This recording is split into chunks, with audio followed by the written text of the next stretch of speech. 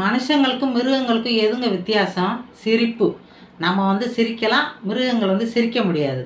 அதனால் நம்ம வாழ்க்கையில் சிரிக்கிறதுக்கு நிறைய கற்றுக்கணும். சிரித்து நகைச்சுவை உணர்வோடு இருக்கணும். அப்படி இருந்தோம்னா நம்மளும் சந்தோஷமாக இருக்கலாம், நம்மளை சார்ந்தவர்களையும் சந்தோஷமாக வச்சுக்கலாம். வாழ்க்கையில் நகைச்சுவை யாருக்கெல்லாம் அதிகமாக இருக்கிறோ அவங்களுக்கு நம்ம முக சுருக்கம் இருக்காது, இளமை தோற்றமாக இருக்கும். ஆயுள் கூடுன்னு சொல்லப்படுது. அதனால் நகைச்சுவை உணர்வோடு நீங்கள் இருங்க. மேலும் நம்ம நகைச்சுவைன்ற பேரில் சிலர் காயப்படுத்தி பேசுறதோ, அது கடி ஜோக்கு சொல்லி அவங்கள கஷ்டப்படுத்தவோ கூடாது. எப்போவுமே எந்த பிரச்சனை இருந்தாலும் நீங்கள் நகைச்சுவையோடு இருந்தீங்கன்னா அந்த பிரச்சனையை நம்மளை விட்டு போயிடும்.